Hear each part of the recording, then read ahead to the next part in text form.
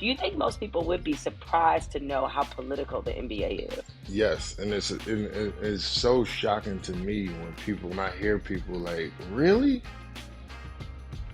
Yeah. JR, it is such a pleasure to have you on here. As we were joking off air, good to be with not only a fellow podcaster, but also a fellow golfer. Not nearly as good as you. I got a while to go before I get to as good as you are, but we're going to definitely talk a little bit of golf because, like you, I've become pretty obsessed with playing. But before we get into that, before we get into this amazing Amazon series that you have out right now about your life, I'm going to ask you a question I ask every guest that appears on Jemele Mm. Hill is Unbothered, and that is, when did you become unbothered? Well, first of all, thank you for having me. I appreciate it. Long time fan, obviously. But thank you for having me. For me, when did I become unbothered? I think it was like earlier on when I was like probably like my second or third year in the NBA. That's when I really just started letting, you know, people say what they want and like, different things in the media start coming out. And I really became like, a part of like that cloth that really didn't give a shit, whether it was a coach, whether it was somebody in the media, whether it be a fan. And I just started reacting how I wanted to, opposed to how people just thought I was supposed to react. And for me, it's probably one of the best decisions that I made because I've been able to persevere over so many different obstacles with just not, being unbothered by anybody else. Now, that's a pretty amazing attitude to have at the time because you said, about your second year in the league. And for those who don't know, who may not be familiar with their story, who are listening, you came to the NBA straight out of high school. So you couldn't have been 20 years old by the time you adopted this kind of attitude. But I want to talk about that transition because here you are, 18, 19-year old. You're now in the locker room with grown men, in their mid 30s. Some of them got kids or early 30s. But, the professional life, as you know, is so much different than what you may have experienced in college. And certainly it's different from high school. Um, let's go through what that transition was like. I mean, you're 19 years old, you're in New Orleans. How did you process all that was happening at that time? I mean, it was hard for me because like I was going from a situation to where in high school, my day was picked pretty much from 6 a.m. to 8 a.m. or 8 p.m. My day was pretty much already regimented on what I was going to do. And I went to a situation to where I got an hour and a half, maybe an hour at practice, and you do whatever you want to do for the rest of the day. And I had so much time on my hands. I'm thinking when I get to the NBA, it's gonna be so much hoop. It's gonna be so much basketball that I ain't gonna have, pretty much time. And it was the complete opposite. It was like I had too much time for everything else and not enough time to play basketball because that's what my days was consist of. So from that aspect, it was drastic. And then going from hooping with dudes 15, 16, 17, 18 to 35, 36, 37, and we have other than basketball, we have nothing in common. I got more in common with their kids than what I do with them. And nobody really took the time to really understand that aspect of coming out of high school. Like, especially back then, they barely played rookies, let alone high school kids. Like that, just that dynamic of you know you're coaching the kid opposed to coaching the man. And I look about it now, like what, 3, 4 years ago when I was playing, the conversation was completely different between myself and, or a younger generational player opposed to a high school kid. Just the conversations was different. The being able to feel confident to go even have a conversation with my coach or the GM at the time was completely out of whack for me. From when I go from a person like Coach Hurley, I'm the captain of the high school team, nonstop communication, whatever, to the low totem pole to Byron Scott, who's way more Pat Riley stylish. It's his way or the highway, and very little communication within that dynamic. So for me, it's just like, damn, I go from having nonstop communication with my coach to barely being able to talk to my coach about anything, you know? So for me, that transition, it was hard. And that's where I got that unbothered, really attitude. Because once I dealt with Byron, I get to George, it was just like, you know what? I like I can't win for losing. Anything I do, anything I say is gonna be looked at completely wrong. So I can't even like put too much weight into it. You know what I'm saying? So at that age, were you like living completely on your own? Did you bring some family, some boys, like with you in New Orleans? So to New Orleans, my first year, my dad lived with me, and it was like a gift and a curse because I needed him to have somebody where it kept me stable, but at the same time, it was like, damn, it's two alphas in the house now, essentially. And then my mom was going back and forth because I got younger brothers and sisters, so I'm feeling like I'm making the money, but at the time I'm sleeping in the guest room. My pops had the primary suite in the house, and for me, it was like I'm trying to find out who I am, find out who like where I can go, where I can be. But he also seen that and like that the still childish version of me, and was like, no, you still need time to grow. And so my first year it was my pops. My second year it was me and my boy Mark. And then after my second year, it was just me and mom. Did you and your pops, did y'all butt heads a lot that first year? Oh yeah, we definitely did. Because my pops was already like controlling for me, like growing up. I didn't go to parties. I didn't do none of like I wasn't allowed to rip and run and none of that. So I felt like they always told me once you make your money, you can do what you want to do. You can, my mom was that was my mom's favorite saying. Don't dribble that ball in my house. You buy your own house, you can dribble the ball you want. And I used to literally go throughout the house, dribbling the ball, everything. And I still had that attitude. Like you always told me, if once I make my bread, I could like I'm doing that. So like let me do me. And fortunately, he gave me some reins where it really hold like harnessed me in because I definitely wasn't ready and I wasn't understanding the money I was making and what was spending and all of that. So it definitely helped me for sure. I remember years ago, Michael Vick gave an interview, and I think he said like when he was first getting into the NFL, like he was so sort of naive and didn't know so much. Like he didn't even know how to write a check. Right now, granted, people don't do Yeah. that anymore now. What were some of those like small life skills that you didn't know how to do that you had to learn how to do? Oh man, for me it was literally everything. Like, and it still holds me back to this day because I have those it's still like kind of uncomfortable with me like walking into the bank and asking them for my money. It's like I'm still like I feel like I'm asking permission still in a sense. Like I didn't know how to write a check. I didn't even know how to like take the money out the ATM, like what to do, who to talk to, like going to the banks um, having general conversation with people who are at the hotel reception, like not even understanding like what the concierge is. Like the concierge is to help me, like if I'm looking for whatever in the city or the restaurant or clothing, like they're there to help me, and I'm sitting here oblivious, like just not even paying attention to that, and like trying to figure out like walking around downtown Michigan Avenue trying to figure out where Cheesecake Factory is. Like where instead of just asking somebody at the front desk. You know what I'm saying? Like just little things like that I really wasn't privy to. And then I come from a situation to where I'm at a prep school or my mom's is coming up washing clothes and stuff like that. I had to get a whole maid nanny situation for me. Like a grown ass man, I need a nanny for real.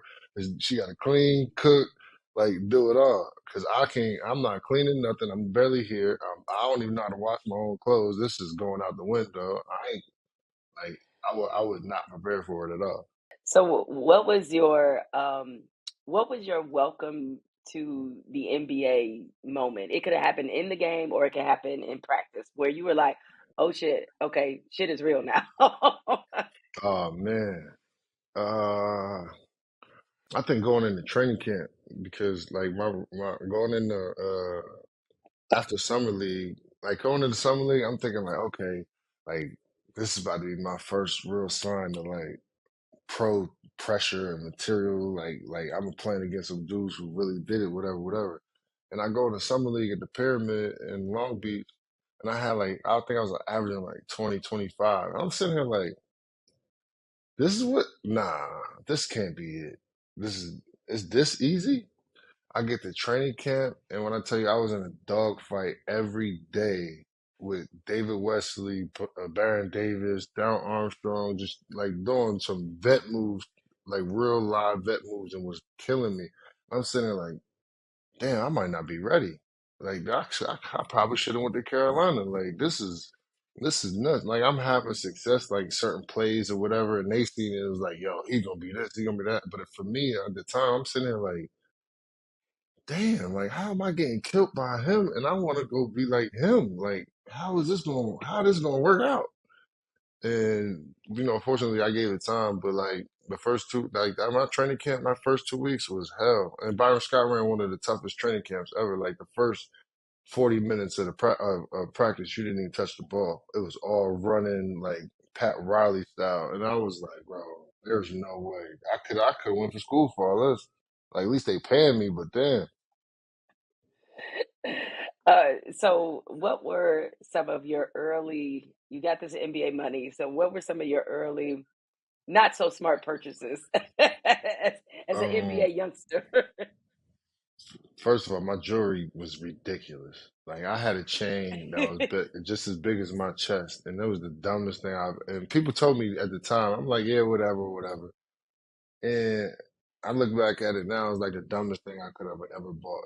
It was literally the size of my tattoo. It had like King of New Jersey. It was the state of New Jersey outlined and everything. And that's for sure number one. Um, How two much was did my that run you? that was like 35,000 at the time. So that Okay. was, I mean, it was a All lot for me as my on my rookie deal, just the jewelry. I was like, my pops was like, man, you're gonna regret it. You're gonna, I was like, man, I need that. It was just one of those things. I think I had to get out. But that I feel like I went to the Louis store and splurged. Like I was with Josh and Sebastian Telfair, Josh Smith and Sebastian Telfair. We in Vegas, and they had American Express cards, and I had one, but my dad had it. I didn't have my own. I only had my bank card. So at the Louis store, I see we all same McDonald's class, high school, whatever, whatever. They going crazy in the store. I'm like, yo, damn, like this was like I've never like I seen older vets do it, but I ain't never seen nobody my age coming in and really doing it. I'm like, oh, this is all right, man. I go to the, I get a bunch of shit thinking I'm like, all right, yeah. Sure enough, the lady run my car. She's like, I was like, damn. And I literally had to put my shit back for real. And I was in the league, and Oh my, I remember that moment. Word. oh my God. How much shit did you bring to the register? It was like, it was like 20,000. It was like I had bags, sunglasses, shoes. We then literally bought out the Louis store in Vegas. I remember that. And it was crazy because for us, it was a big deal because we couldn't go out. We were still young. We couldn't, everybody else was going to the clubs at the tables or whatever. So our flex was like we going to buy the stores. And I couldn't even indulge in that part. I was messed up. Oh man, for real. Growing pain. Oh, I'm telling you, that's why my grandmother used to say, "Youth is wasted on the young." Nah, for real. Seriously. The things Yeah. I used to be doing running No, no, around, I give me that time back. Just give me the time. To keep the money. Just give me the time back. right. It's all about the time. Now, you grew up. I mean, as you mentioned, you grew up in New Jersey, and you went to. My understanding is that you went to predominantly white schools. Um, Yeah. Going to those schools, what did that teach you about the dynamics of race? It taught me early on that I wasn't like everybody else. And everybody else didn't look at me like that. Like I learned very like probably third or fourth grade that like I'm black, they white, they're quote unquote superior or whatever else. And it's like, it wasn't a situation for me. Like I felt comfortable in my own skin at times. Like a lot of the times when I was in school with them, I didn't feel comfortable because I knew that I was already being looked at a different way. And it's crazy because when I was in special ed up until eighth grade, and my special ed teacher was the baseball coach, and baseball was like probably my best sport. And to me, the whole school, like obviously the whole school is white, so it was like three or four black kids in the school, and I was like I was the most athletic of all of us. and I didn't play. I hooped for the school team, but I didn't play baseball for that specific reason. Like just because I knew the kids who was playing on that team, and I knew that the teacher that was the special ed teacher was the coach of the team. So if I made the team, it was because it was like a sympathy type of situation. But then if I was actually good enough, I probably wouldn't have been in the position to play because the way the town was, and this like it just wasn't favorable for me to be the quote unquote King Griffey Jr. that I wanted to be. Like I wanted to play center field, I want to Mm, do this and that, and it just so I wanted to wear the 24, woo, woo, woo. And it just so happened if somebody else wanted to be King Griffey Jr. and this and that, he's gonna have the better opportunity to do whatever it is that you know what I mean. And he won't even got to love the game or be good enough to like it like I do. But it was just so much of that in my neighborhood or in that area. It was crazy. Like Pop Warner football, we got all the talent, we fast and everything else, but out of nowhere, we on the line. And the kid who wanted to be Emmitt mm, Smith or Troy Aikman or whatever, Jerry Rice, they playing those positions. Somebody who's actually good enough or capable to do it, that person's on the line. There's something just blocking for them, for they kids. You know what I'm saying? And my parents really like nipped that shit in the butt early because they pulled me out of that and took me to the hood and let me really rock with my cousins and people who was like people more like me. And it was literally just about if you can play or not. And once I got that down, it made it when I came back to the other side, it was just that much easier because I'm playing for the pure love of the game again. You know what I'm saying? mm. Yeah. Now you mentioned you were in special education, and one of the things you have been very candid about is how you navigated life growing up with a learning disability. Was there a moment, or when did you realize that you did have a learning disability? Like I didn't realize it until probably like my junior year when I went to St. Benedict's. Um, it was like nah, I can't say that. Like, cause I always had I always had a problem with reading and like calculating math in my head. That was just never my thing. And every time I would read and the words, like ever since I was a kid, it was like that. So I always knew it was something up with me reading. But when I came to like comprehensions of certain things and how I retain my information, I didn't really understand that until probably like my junior year when my English teacher broke it down to me on what the difference between like how your quote unquote normal functioning brain is or somebody who has ADD or ADHD. And when I finally understood that, it was just like damn. And I didn't tell nobody. It was just like I knew to myself. I was just like, damn, I got that.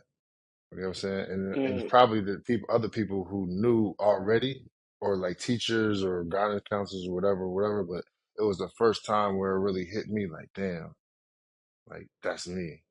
You know what I'm saying? And it was like I went through a, a whole period, I would say, with like building like layers and layers and layers on top of that to where I wouldn't feel that vulnerable about it ever again. yeah, and how, because everybody knows that went through school, there's always a stigma that is put on kids who are in special education. How did you cope with that stigma being put on you? Um,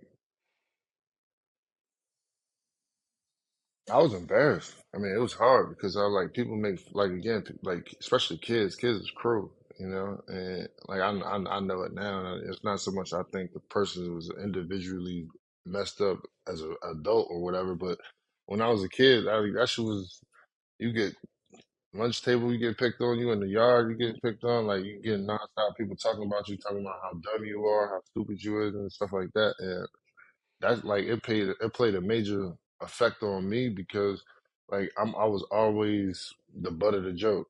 I was always you know what I mean? I was always either the black kid or the dumb kid or you know what I mean? Something out of the sort to where I was being distanced from everybody else or showing me that I wasn't like everybody else. And um for me I think that a lot of the things where I get either in trouble now or to my success now is because of that.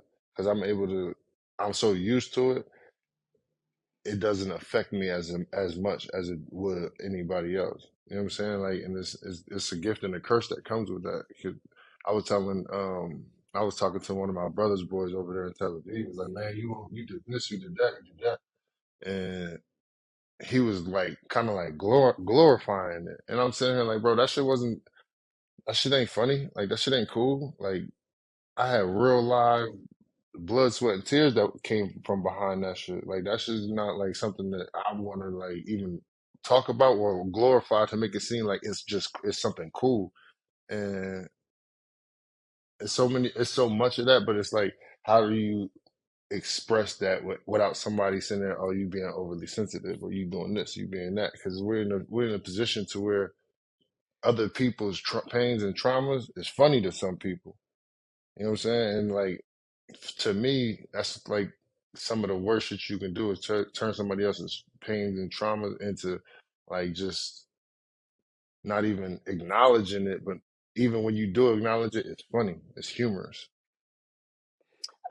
We call that creating boundaries. And a lot of people don't want to adhere to boundaries. Like they want to be able to say what they want to say and this and that. And yeah, I guess I get that. But if somebody is telling you this is hurting me or this makes me feel vulnerable and you still continue to either ridicule them about it or you're not taking it as seriously, then to me that reflects poorly on you and not on the person that's telling you, hey, this is what's up with me. And that's why I found it so incredible that you decided to do this docu-series on Amazon, which is out now called Redefined. Because that's a kind of a perfect description. But in a way, I was thinking about it, it's not so perfect for you because how other people define you is not your problem. And so maybe they're the ones that they needed the redefinition. You didn't really need that because you knew who you were. But 100%. let's talk about this series, which where you open your life up. And for those who are not familiar with your story, just to give them the sort of brief capsule, is in your mid 30s, you decided to go back to college, and not just go back to college, go to North Carolina A&T. Shout out to the Aggies, but also to play golf. For the Aggies as well. One, why did you want to open your life in this way for people to see you through this lens? For me, I looked at it from a standpoint like I don't want nobody else to feel like I do. Like I go through it like the way I did. Like there's so much that I wanted to know and wanted to ask, and I was afraid just because of people who looked at me certain types of ways or called me dumb and let that really play in my mind to where I don't know the things that I need to know or want to know. And I know there's plenty of dudes right now either in the league or out the league or who been in certain situations that I've had and never expressed the feelings that we've felt, and just off of pure being, too proud or just not feeling like somebody else is going to take you as serious or look at you differently. Like even my peers now, like I play with some of the dudes I play with. When I talk about some of the things I've talked about in the last couple of months, I see the way they look at me completely different than when they looked at me before they even thought I had an actual problem. And they look at me like, damn, like bro, I Mm, don't got the cooties or nothing. Like bro, just because I think I'm not privy to certain ways that I think the way everybody else is doesn't mean like I'm like it literally looks at you like he good like bro what like I'm the same dude like what are you talking about we just going over screens and calling out and everything, it's the same person. Like it's hard, it's like really hard when you look when you people like you feel as though you cherish and love and care about look feel as though they look at you differently and not quote unquote acceptance of the things you have going on. And again, like you said before, that's something for more for them to deal with, but it's still hard when you when you go through it, when you build those relationships, when you have those encounters. And I feel for the younger generation because it's not something that everybody want to talk about. It's not something everybody want to hear. Like nowadays, and I hear a lot in sports, just from the older generations, like Oh, the mental health is so overplayed. Like, bro, okay, even if you felt like that, how do you know if this person really is or isn't going through that? How do you judge that? You can't. So either roll with it or not. But at the end of the day, you can't just sit here and just be upset because it wasn't around when you were there. If anything, you should be happy that it got better to where it is now, to where they can actually say something. Because a lot of people like us didn't make it out in positive situations. There's a lot of people who went the other way, where alcohol abuse, abusing their family members, their women, like children. Like it's so many different ways to go about it, and people only look at it like, oh no, it's only because it's a competitive state or it's about the sport, and it ain't like that. Mm. So when you said that, people, guys now kind of look at you like, oh, he's different. Is it, do you think some of this is because you're evolving and they aren't? Um, Honestly, I haven't really thought about it because I try to throw myself into continuously evolving. I don't really look at nobody else and see if they are or they aren't evolving because I'm so thrown into what I got going on. Like it's hard for me to like, and it was crazy because it was easier for me when I was hooping to do that, and I've learned that, like I do so much now, and I have so much on my plate. I don't really have time to think about nobody else and what they got going on, and that's what one thing I'm so appreciative for because in the field of which that entertainment bubble in a sense, like it's so much hate and nastiness and I don't know what else to call it. Like it's not for me. And a lot of it is just like not even having to like be plugged in, but I could be on my phone and be around in the environment and and and immediately start thinking of like certain people who just don't bring bad energy. And for where I'm at right now, it's like I get so much positive feedback and so much positive things going. Like it's so hard for me to even unplug, like to go back in that state. Like a lot of people ask me if I want to play again. Like I don't get me wrong, I love hooping, but like to me mentally to go back in that state of mind and that feel is just so it's not conducive for my health, my personal health. So I'm really focused on how can I continuously stay positive for as long as I can because this shit don't last. Like Mm. happiness is literally a feeling, and just like sad is and everything else. So I'm trying to stay happy for as long as I can. That's all I can focus on. And if I sit there and focus on everybody else, I'm not gonna be happy. So so even if you were presented with an opportunity to play in the NBA, are you saying you wouldn't play? Yeah, I don't think I would play now. I mean, I love the game and I love it at that level, but for me personally, it's just not helpful in to go back in that environment. Okay. Well, I have a lot more to ask you about that.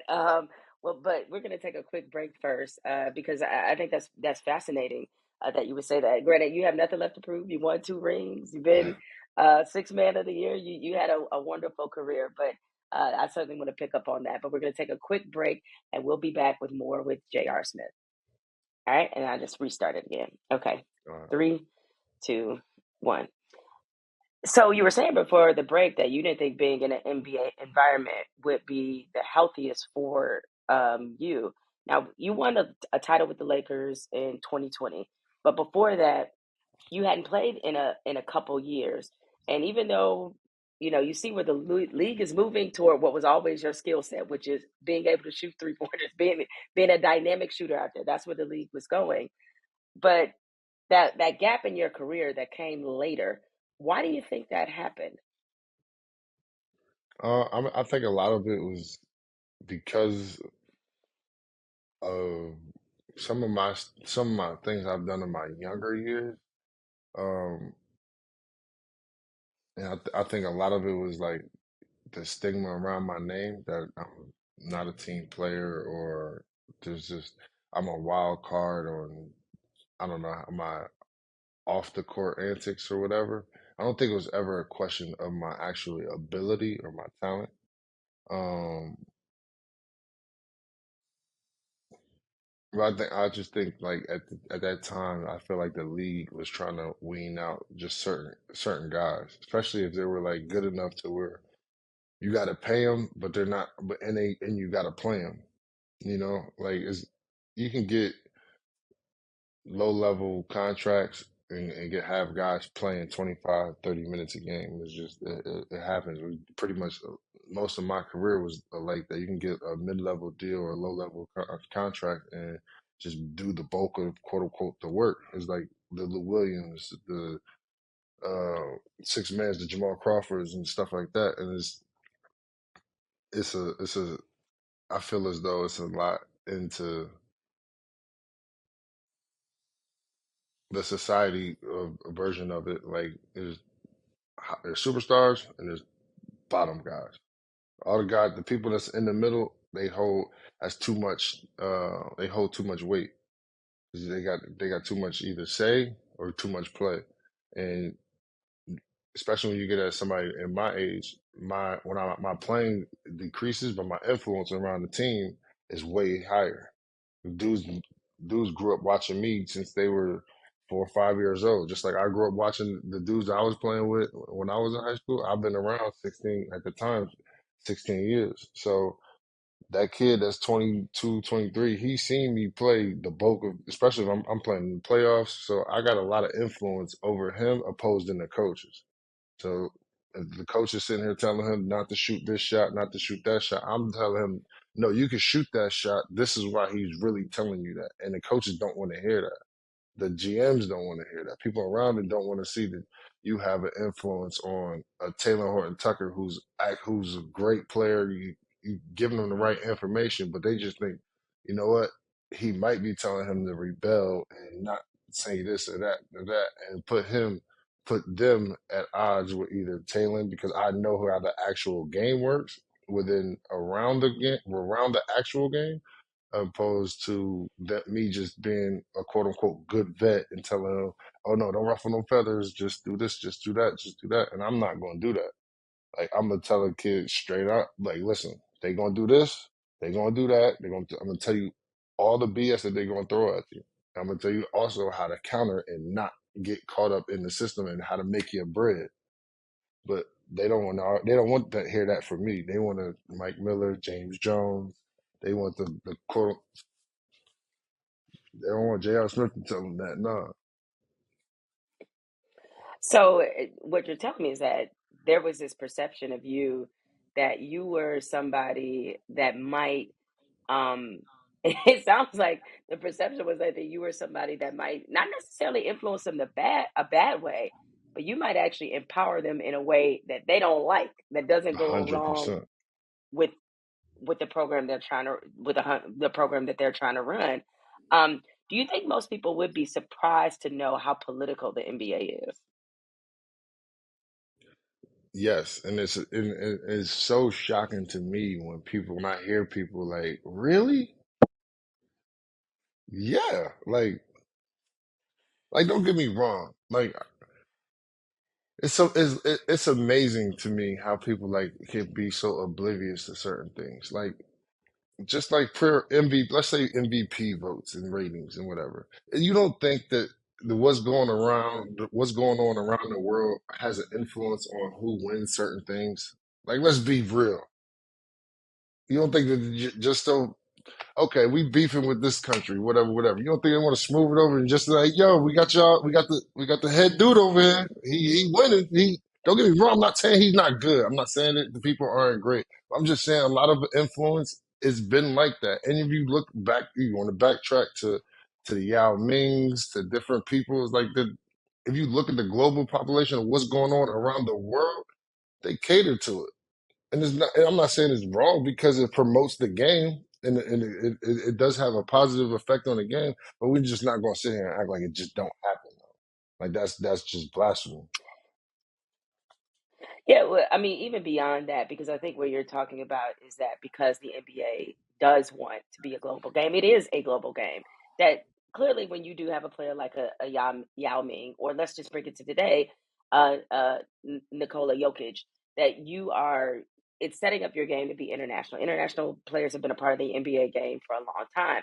But when I say politics, I mean like more the dynamics and the hierarchies that are in the NBA. Like you just pointed out something interesting, the fact that there are certain teams and certain organizations that only want certain types of vets like around their players because they're thinking about their wider influence about how they might think. You know, I said this about Colin Kaepernick before. Colin Kaepernick, part of the reason he's not in the NFL anymore, it's not necessarily about the protest. That's part of it. What they're worried about is his influence on other players because then they're going to start asking a lot of questions that they don't really want to answer or maybe start making demands for things that they don't want to give them. It creates a different dynamic, as you said. If a player is listening more to J.R. Smith or Colin Kaepernick, then they are listening to their own coach, depending on what the setup is. And so when I asked you how surprising how surprised do you think most people would be to find that the NBA is dealing with these kind of dynamics in a league that is often has the perception of being super progressive, of being a quote unquote black league because obviously the influence of black players. I think people would be surprised that when they peel back the curtain that there are some racial dynamics that are at play that are very similar to where we see in most workplaces in America. 100%. I mean, people don't realize like even like the Udoka situation. Don't get me wrong, because the parties were married and everything else, it's wrong in a bigger sense. It's not the first time it's happened. That's why is this the Right. Oh no, no, no. That is this is not the first time what that is is not the first time that has happened. Yes, not at all. And it's there was so much more happening there than people I think realized. And I still don't think we know or will ever know what the full story is. But my I was upset with how sloppy the Celtics handled that because that is something to me that the way that became public should have never happened. And as a reporter, I know how things are revealed. Like, when certain people report certain things in a certain way, who it came from and why. All right. And so 100%. there was a lot about that I felt like did a lot of women in that organization a huge disservice. And, that was something that should have always been kept internal. And I think there was a reason it wasn't kept internal. Because we know, as you said, other situations that are definitely kept internal that happen. 100%. And it literally goes around the board with any and everything. Like I've seen guys like in a political sense, just the teams signing certain people just because to please a certain agent that can help with down the road situations and all types. Like it's a wonder. Like why did they just sign him? And people are like, man, I don't even look twice about it. And it's just like, okay, it's not the fact that this person is better than that person. It's just the fact that this person agent or this person's friend can help me in longer term as a GM, as a president, as a whatever. So you build those relationships within the game, and then you realize like, okay, it's about 75 to 100 players in the league that shouldn't be there or just not good enough. And then you Hmm. just look at the relationships of it. It's just like, oh, that's political, like crazy. There's no, there's we used to talk about it all the time in the locker room. It's like, okay, especially in Cleveland, like we could just have a team meeting and out of nowhere it gets leaked that the Cavs had a team meeting. It's like who's like what is how okay, we see what's like it's so political that people don't even realize it. And it waters the game down. If you're on the inside of it, you like this is like people on the outside thinking they drinking like espresso, coffee, cat like latte, and then people on the inside like, bro, this is tea with lemon. Like, bro, this is literally hot water. What you said that you consider your NBA career over. Do you have plans to officially retire? Um, I have plans to officially retire when I feel like I officially can't play anymore. Like, I feel like like I can't run up and down the court, and I can, like when I really feel like I can't hoop no more at that level. I think that's when I'll retire. Now, is that more of a mental thing? Because if you're saying to me that you don't think you want to play for an NBA team, but you're not going to retire until you feel like you can't play, those Yeah. seem to be like two competing thoughts right there. No, because I know I can still play. Like I know I can still do it. It's just a matter like for me, a lot of it just has to do with is it healthy for me to do it? Like I can, I know I can play, but is it healthy for me to go in that environment? Me to go to Puerto Rico or do something like that, and I know I can do that easy and go be right back where I was at. But like to go back in the NBA setting, and I gotta go literally watch GMs and presidents and conditioning and strength conditioning coaches and trainers and like when I gotta feel like those eyes are consistently watching me and now I gotta literally almost alter my whole existence because what somebody else could possibly say or what like somebody I could possibly rub somebody the wrong way. And for me, it's like I'm very blunt with it. Like if you got a problem with me, just tell me you got a problem with me. Don't make it seem like, oh, we cool, yeah, yeah, yeah. And the whole time you got problems with me. Like that's my biggest thing about that whole world is it comes from a a bunch of men who are indirect when I'm a very direct person. Like I don't have time for you to sit here and make it seem like you like me or not when you don't. And you continuously telling people that you don't. And it gets back to me, and then I come to you and say, "Yo, you don't like me? That's fine. Just say you don't like me." And you can't even do that. You can't even give me that respect. That's very hard for me to do. And it's like it's 75% of that on every organization, and that's at the head of it. Not even like people who you just come through and passing that don't really have a say so on what's going on. There's people who literally judge how much you make, how much time you get, and all of that, but you can't even have a real conversation with me to tell me whether you like me or not. If you don't, why you Mm. got me here? So what's it like for you watching the NBA now? So much fun. I feel like a kid again watching it, honestly. Like I don't have a favorite team. I don't got like I don't. I literally root for Bron and I love Jimmy. I root for certain players, but I enjoy the just watching it as a fan again. Now it's hard because I know the sets and I know where people should be and stuff like that. So I'm probably kind of hard to watch the game with for my girl. But other than that, I enjoy it. Mm. Well, of course, it makes sense that you would root for LeBron, given the fact you all won a championship together with the Cavaliers. But do you think that you would feel this way about the NBA in terms of seemingly in a place where you're like, I don't know if that's the best environment for me? Would you still have the same feeling about it if you had not discovered this love of golf? Um. Yeah, because I had golf when I was playing, and I've always had the love and the desire to do something competitive with the game.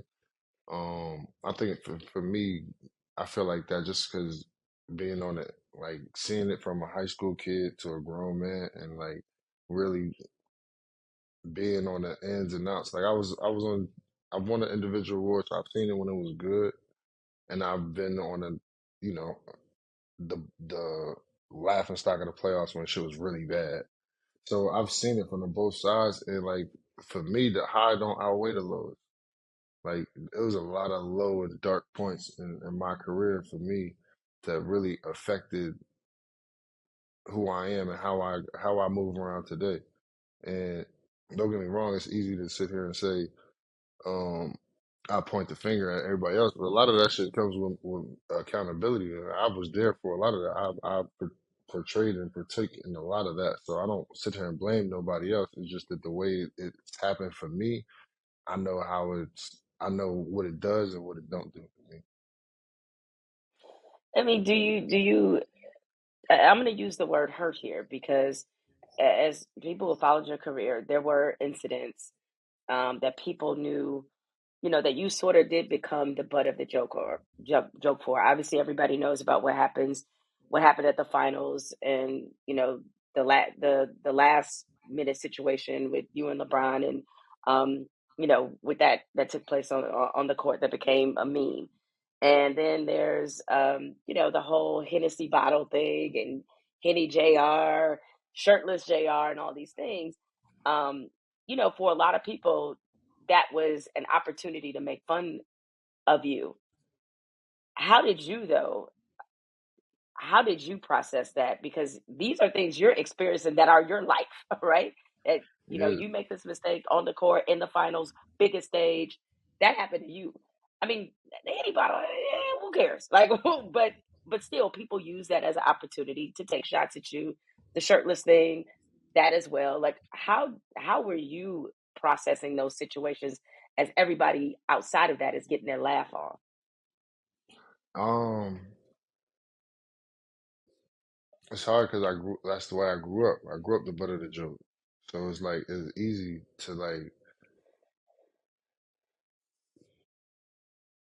It's easy. It's easy like like when I hear it on the internet and shit like that. Like because I don't really. It's people I don't really know. People don't know me. Um, but it's hard every day when I see people and I gotta put on this like facade almost when people come up to me like, "Oh, Henny guy, whatever, whatever." I take a picture, like, bro. For one, I'm not the Henny guy. Da da da da, whatever, whatever. And then like their whole energy changes, and it's like I don't want to be an asshole, but if I'm sitting here telling you that I told multiple people I don't like being called Henny guy, I don't all that other like game one, this and that, like especially like the final shit. It hurts me more because this is a game that I love. It's a game I've treated with my passion since I was 3 years old. So when I get to everything that I've summed my career up to since I was three, all into one play from, and this goes from Hall of Famers to people who just talk about the game, to people who commentate the game. Like when you literally try to sum my career up into one play, that's the shit that hurts. You know what I'm saying? And it's hard for me to not want to like really go off. And I just I don't know. It's just it's difficult because it's so again it's just so much love and energy and effort that went into this, and like when you just get it discredited, that shit is just hard. This is I don't And know what no other way to explain it. and to set the record straight for people is that, you know, the whole Hennessy incident, it wasn't even a bottle of Hennessy, right? It was a bottle of Right. champagne. You It's a never bottle of drank out a champagne. Hennessy bottle. It was a Never bottle of once. champagne, right? Never once. Because in fact, you don't even drink Hennessy. Is that's correct, right? Not at all. At all. I do not drink Hennessy. I am a Jameson. I drink some Jameson though. You know what I'm saying? It's Johnny Walker or something, but I don't. But it's cool. You know, it's crazy because like so many people, it's clickbait, and it's so easy to fall into it. And I try to make sure I don't fall into it. Well, I think, even though I think these days that people would probably define you as being pretty courageous because there's a lot of people who could have never gone back to college when you decided to go back to college. And not only go back to college, but you got a 4.0, all right, on top of that. Um, One semester, yeah, I'm I mean, working which is back a up. lot. I struggled this last semester, man. I'll say Ooh, you did it once. That means you could do it I did it again. That once. means you could I do it could do it again. again. I could You do it did it. again for sure. You could do it again. So update us on your progress. You're a sophomore now at A&T, correct? Yeah, sophomore A&T. Well, I just finished my sophomore year. I'm going into the junior edition now. So this semester is over for me. I'll be a junior coming in, coming to the fall. I got 2 more years left to get my degree. Slow rolling it. I was trying to get. I was funny. I was trying to accelerate it and try to graduate in 3 years and do all this other stuff. And I was like, man, let me slow walk this thing. This is a lot of work. There's a lot of papers. There's a lot of stuff hitting this desk. Yeah, I was gonna say it is a lot of work. So how do you? balance it with everything else that you have going on. You have a podcast, you got the series out, you have children, you have four daughters. I mean, Four how do girls, you balance man. school?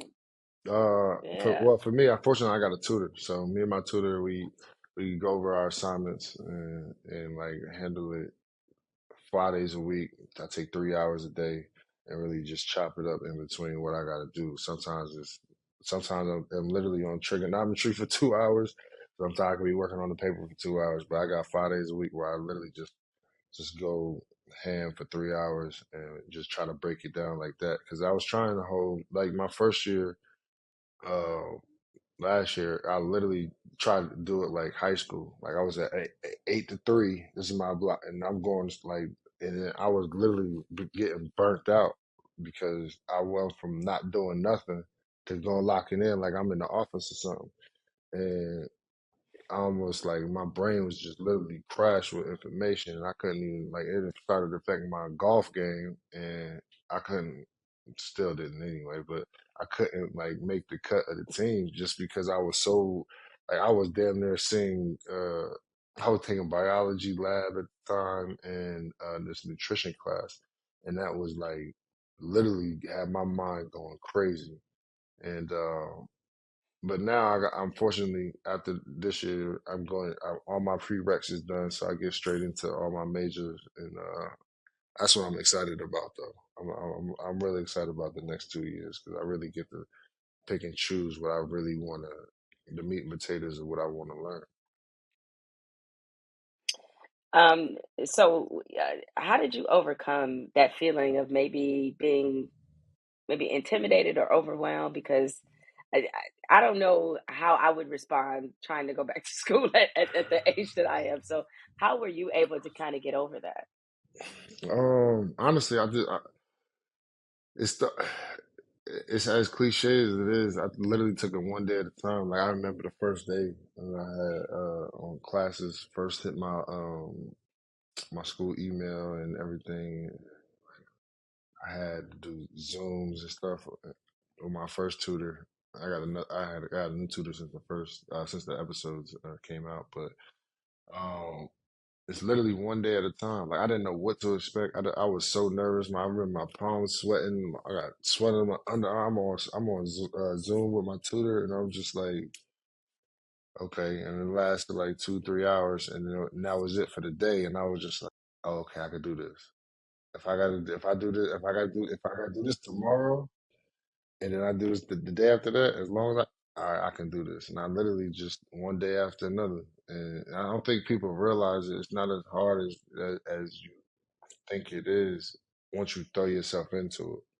Like there's so many times like jumping in the pool. If you just sit there and like you just gotta throw yourself in. And for me, like I've always figured I'd come out on top better in situations where I just jump in. Because if I tiptoe my way in, I'm gonna find so many different ways to get out of it or not even do it, opposed to actually just following through with the process.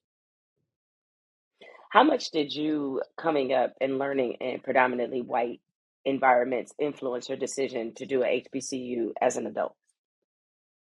It was the the bulk of my decision. Um, I knew for sure I wanted to learn from people who look like me. I want people because I felt like for one. There's nobody. They're not gonna sugarcoat nothing.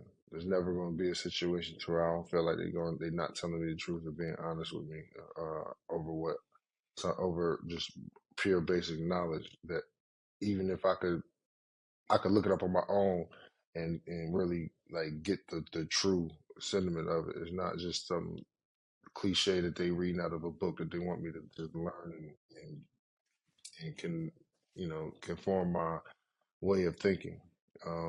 That Eurocentric mindset is tough, man. It's a tough thing to break.